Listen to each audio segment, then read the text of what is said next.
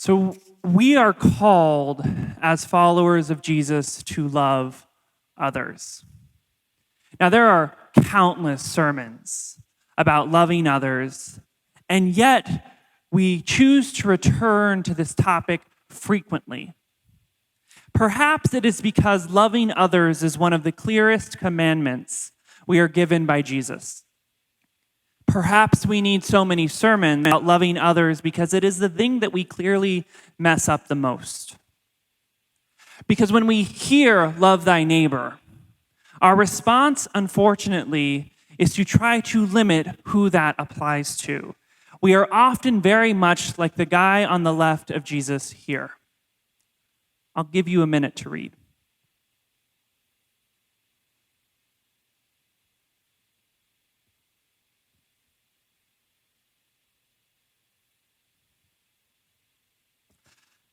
So a few weeks ago, when I spoke about communion, I told you all that Jesus said, take and eat, not take and eat if. Today can be summarized similarly. Jesus said, love thy neighbor as yourself. Jesus never said, love thy neighbor as yourself, except. This commandment to love thy neighbor is an answer given by Jesus when he is asked to explain the most important commandment of all. We see in Mark chapter 12, verse 28 through 31, now one of the scribes had come up and heard their debate. Noticing how well Jesus had answered them, he asked him, which commandment is most important of all? Jesus replied, this is the most important. Hear, O Israel, the Lord our God, the Lord is one.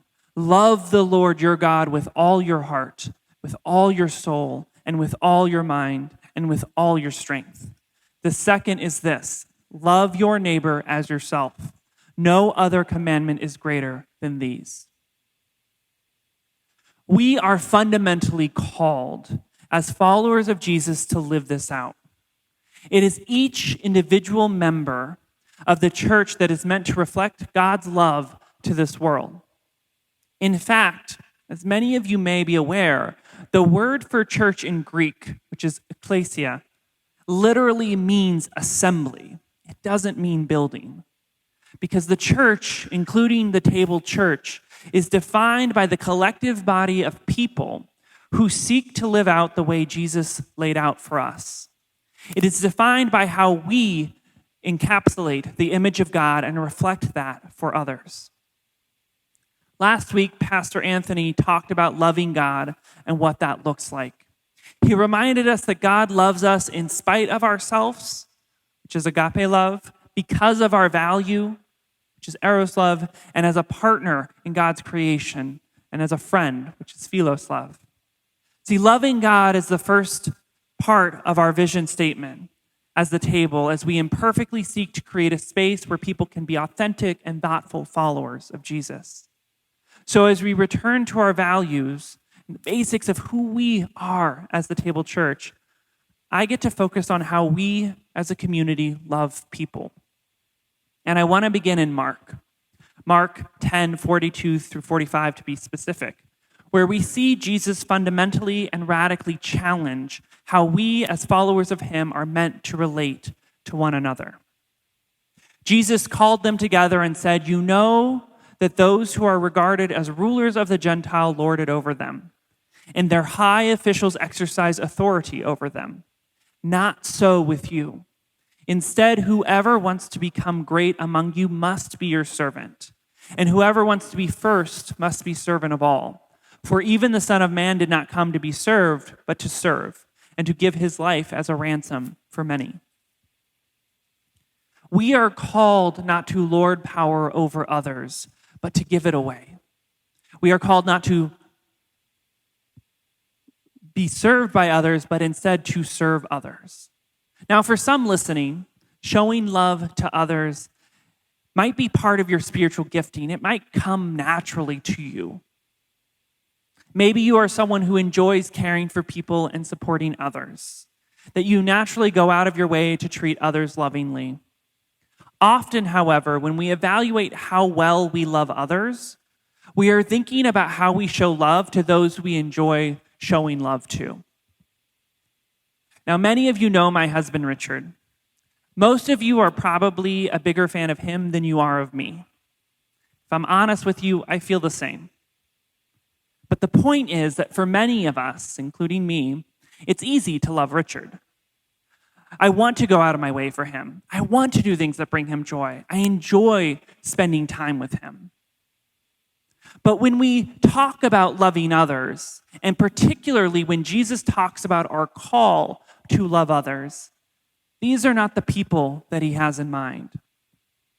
Matthew captures Jesus' call for us in his Sermon on the Mount.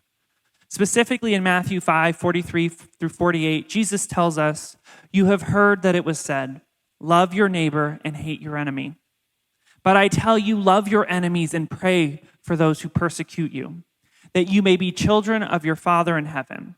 He causes his sun to rise on the evil and the good and sends rain on the righteous and the unrighteous.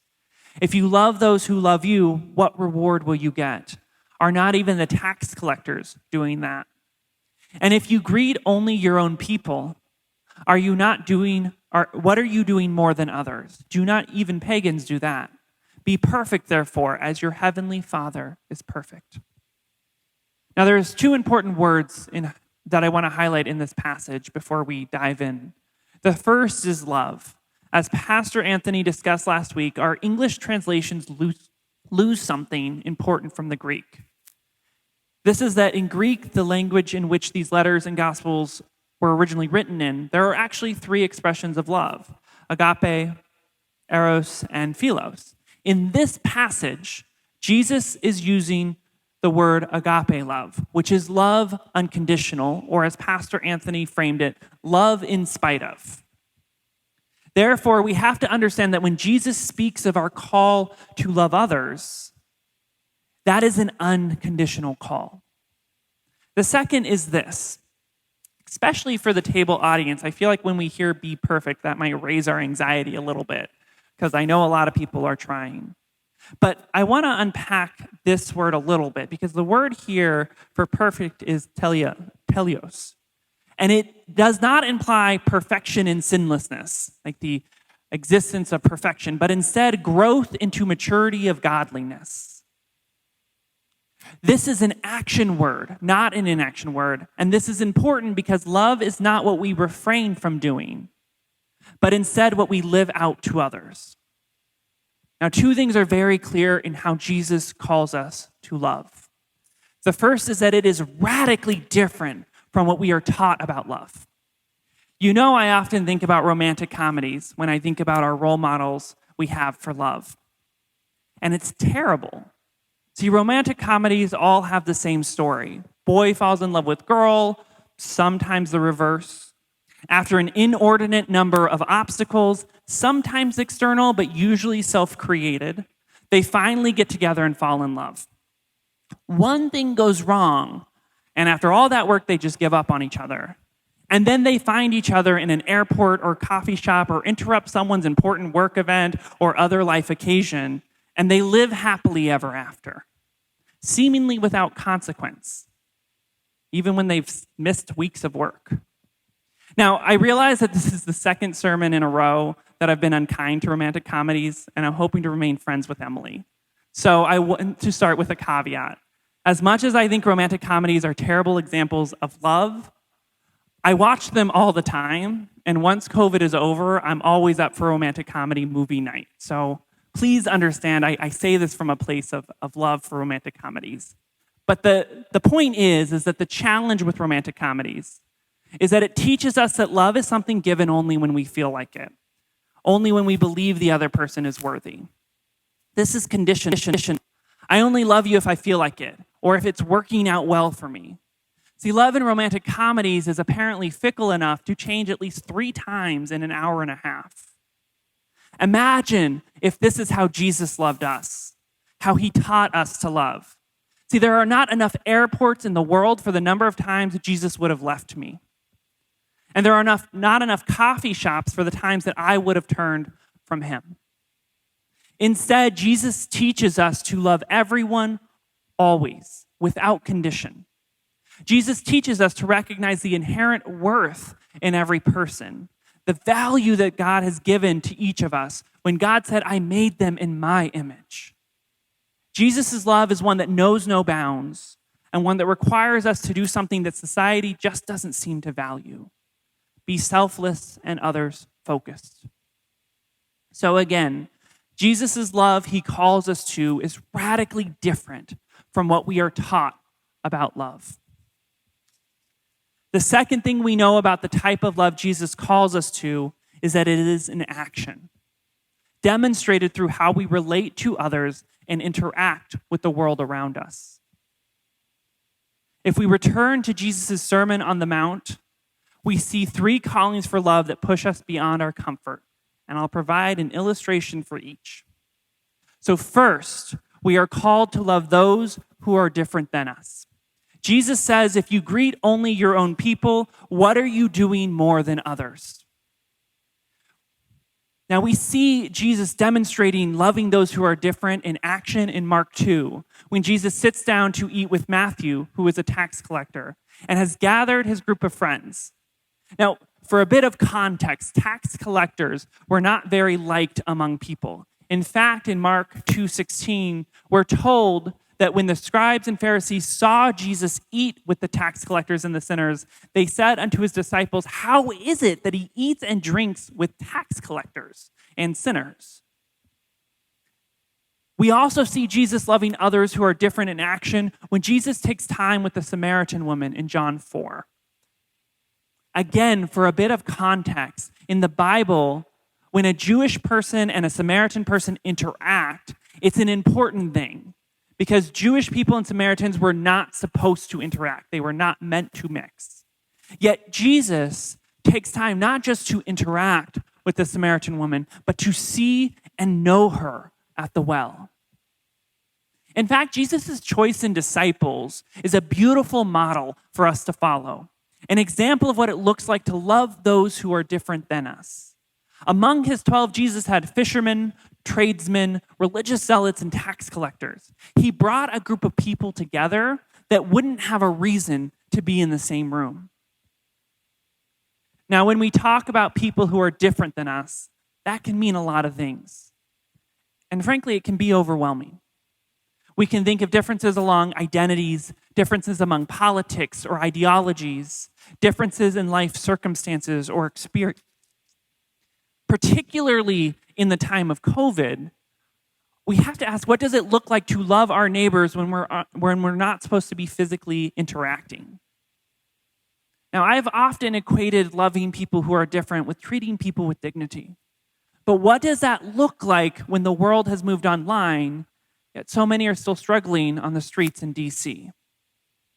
What does that look like when people are in pain because of the violence surrounding us, but we can't be physically present for each other in those moments? For me, it has looked like a lot more phone calls or Zoom calls just to listen. It's looked like attempting to extend more grace to people, to best intentions in their frustrations or briskness.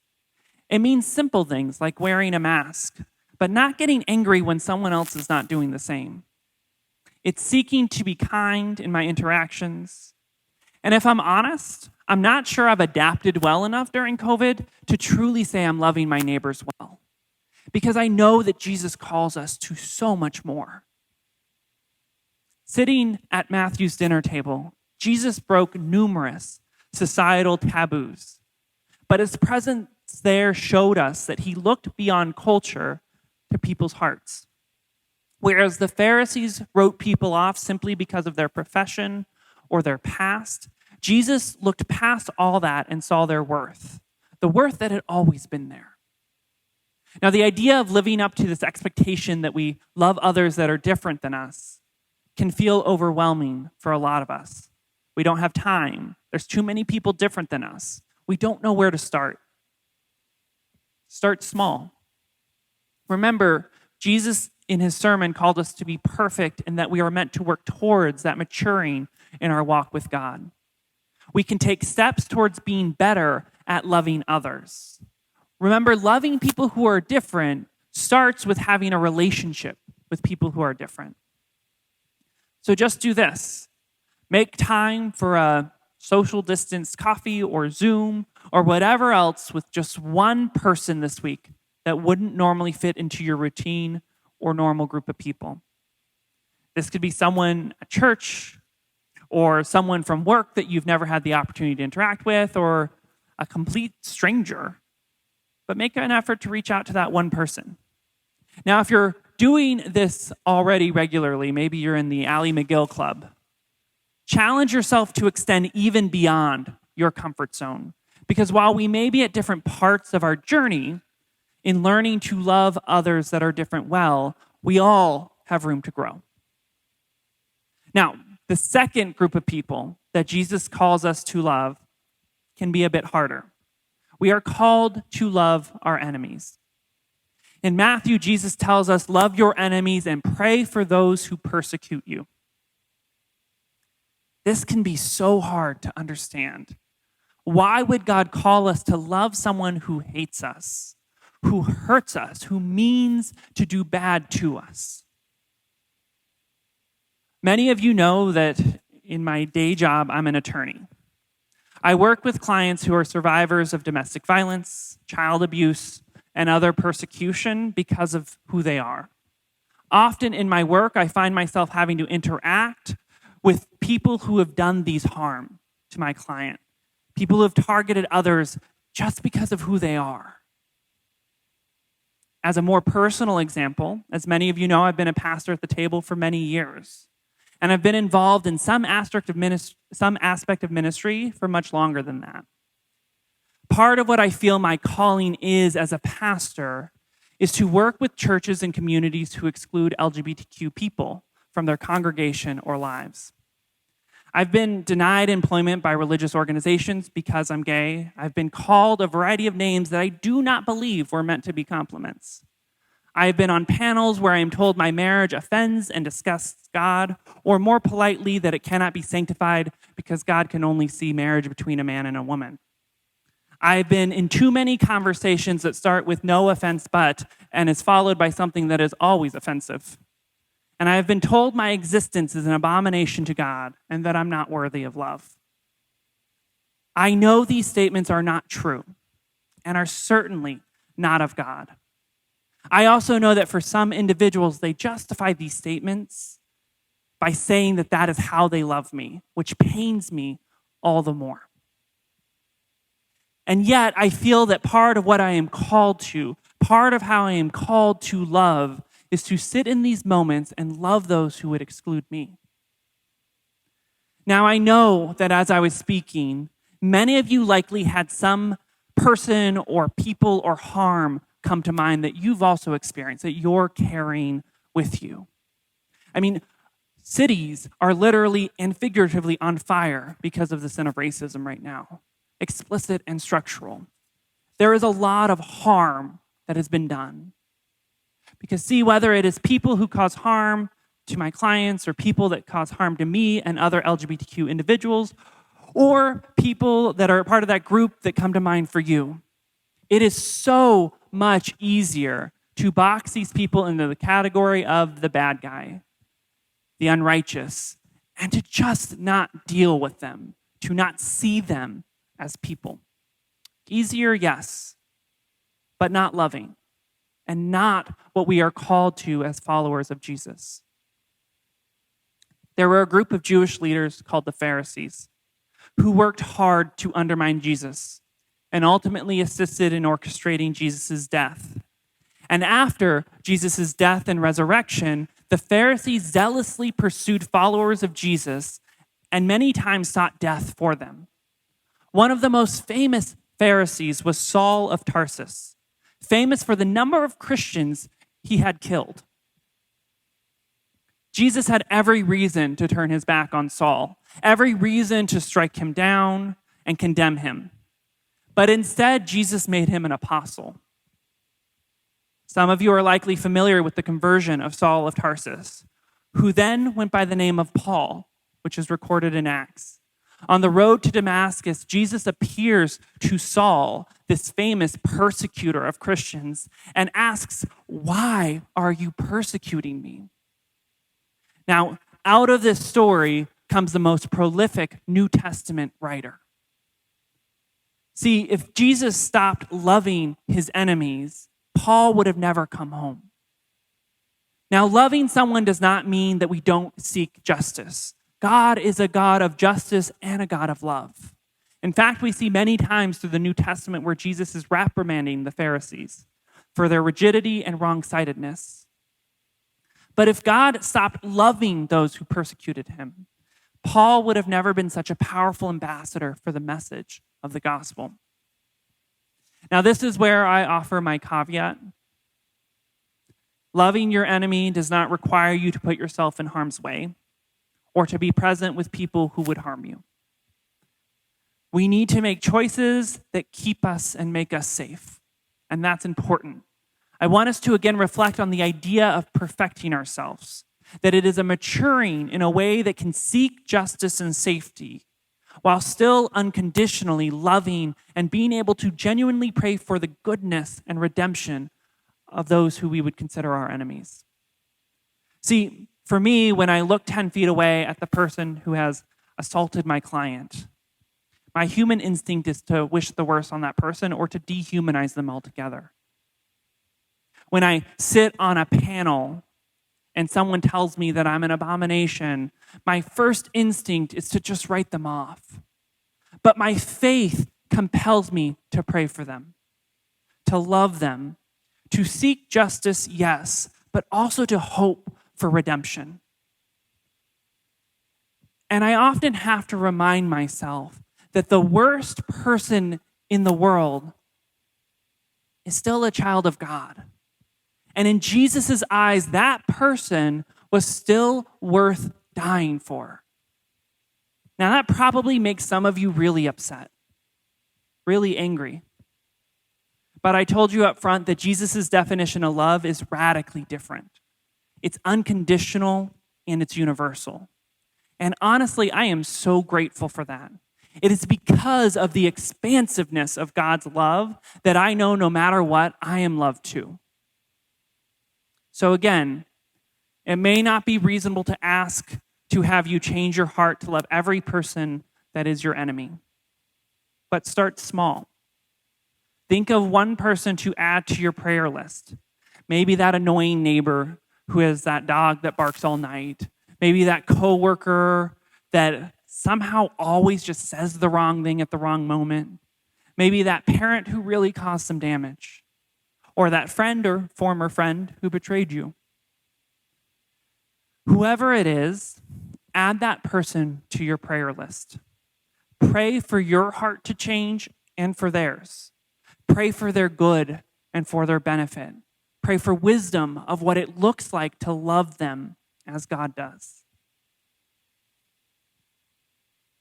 So third, we need to love people where they're at. Jesus loved Paul when he was Saul, Matthew when he was a tax collector, Judas even though he knew he would betray him. And each and every one of us, despite our failures and our brokenness, certainly and critically, he loved them and loves us the whole time, not just at their best. I joined the table nearly 5 years ago. And the reason that I stayed and continue to stay is that this community loved me exactly as I was. It was one of the first churches where I felt I could authentically be me and still be seen, heard, and accepted. Now, as we continue to grow as a church, it's my deepest conviction that we never lose that part of who we are, the part that loves others confidently and unabashedly. We are called to love people exactly where they're at, whatever that looks like, whether with or without baggage, whatever gender identity, race or ethnicity, origin, political persuasion, sexual orientation, ability, or place in their faith journey. Our value is to love people, no exceptions, no additions, and no requirements. And this value is central to who we understand God to be. See, we are told from the beginning that each of us is made in the image of God. This means that every person physically in this room or watching from at home, every person you pass by today or this week is made in the image of God. And when we take the time to love them, we are loving a representation, a part of God's complex and beautiful image. One last point. Fourth, and this is the hardest of all for some of us. See, in order to love our neighbors as ourselves, we also need to love ourselves, to see God's inherent worth in our own lives.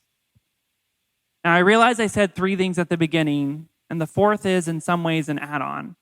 But see, when we're called to love our neighbors as ourselves, there's an assumption that we know how to love ourselves, that we can see our worth inherently within ourselves, the worth that comes from God that is unable to be lost, lessened, or tarnished. But for some of us, this might be the hardest person to love. And it's important that we know that Jesus' message is for you as well. You are to love yourself with the same grace that you are called to love others.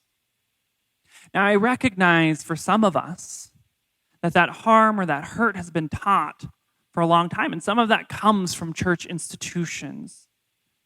But Jesus calls us to love others and calls us into being a representation of God's image.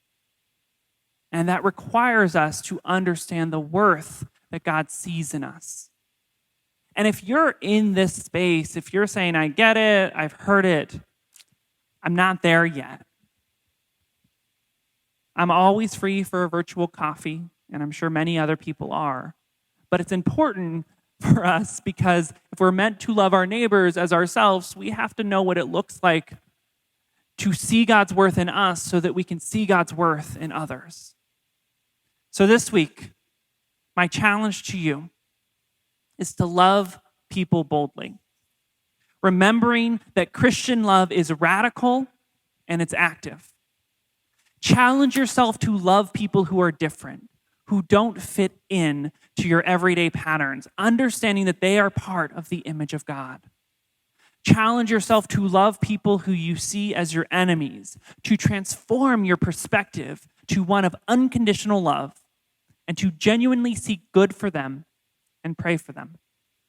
And challenge yourself to love people where they're at, to meet people in their current stage and sojourn with them rather than waiting for them to meet you where you want them to be.